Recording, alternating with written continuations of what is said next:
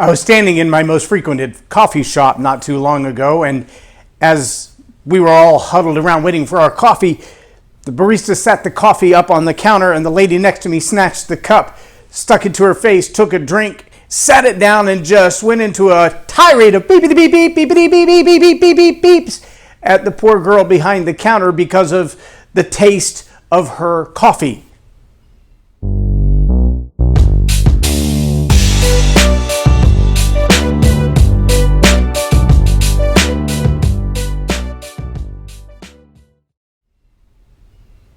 I'm J Loren Norris with Leading Leaders Podcast. The challenge for the lady who was upset about the flavor of her coffee was that as she finished her tirade, the barista turned the cup around and pointed to the name, which was not anything like her name because it would have been my name. She was drinking from my coffee cup and wondering why her coffee tasted so bad. I know we've never made mistakes like that in our lives, ever. Never, ever. But see, there's this truth about the universe, at whatever level you want to call it, that every cause has an effect, every action has a reaction, every choice has a consequence. And in this particular moment, the fact that she was on her phone and having another conversation and frustrated with other things in life brought her to a place where the exposure to coffee that didn't meet her expectations caused anger to rise up in her. So the moment collided with her current thoughts and feelings, called an attitude, and caused an entirely different attitude. Now, here's the reality. You get to choose your attitude. You get to choose how you think, and you get to choose how you feel. And you get to choose about how you think about how you feel and what you think about how you feel and how you feel about what you think. And when a new idea or a new experience like the wrong coffee cup comes into your life, you are ultimately and solely responsible for how you choose to think about that, how you choose to respond to that. Will I let the anger that is my visceral, natural reaction take over my thoughts and my behavior and my responses? Or will I push that down and quell that? Will I simply take control of that because, well, it's my thought and I have the right to?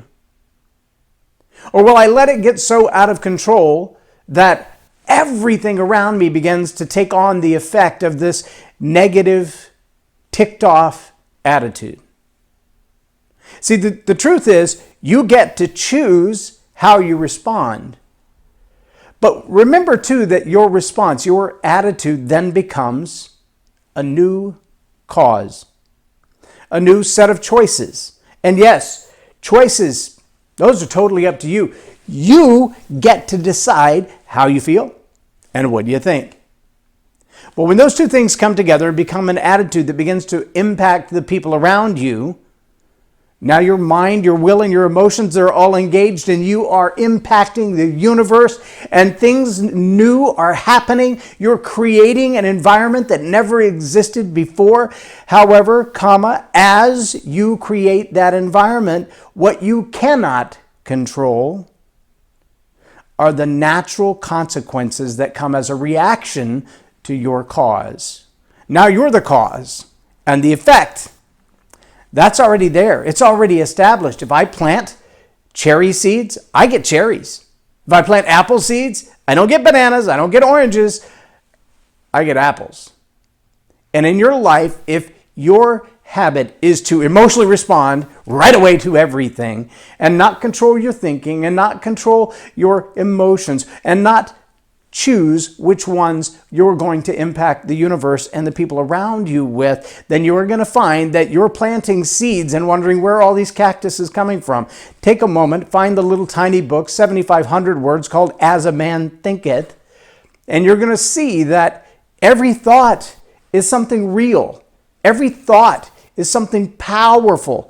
Every thought, every idea, every emotion all swirled together. And the more emotionally connected you are to that thought, the more emotional charge there is, the faster that seed comes to life. And if you're really emotionally ticked off about a really bad idea, it's going to come to fruit really fast in your life because you get to choose, but you don't get to determine the consequences of your choice. Once you're the cause, once you are the cause, the effect is predetermined. You need to think through that for a moment and let that really settle in. And if you work in a work environment where drama is at an all-time high, where emotional people are right on the edge because of politics or because of the economy or because of job changes or layoffs or new opportunities, those emotions can rise very quickly and they're exponential.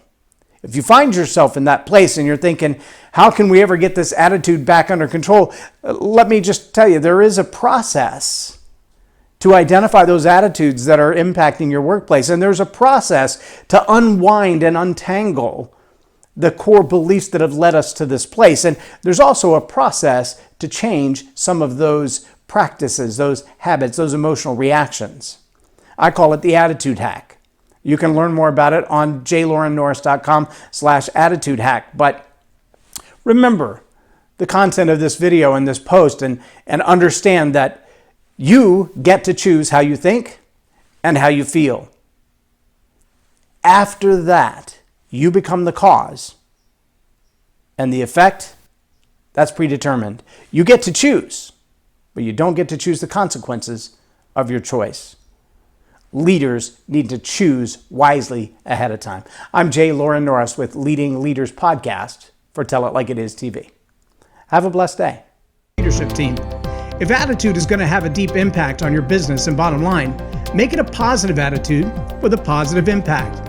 Visit jlorennorris.com/attitude hack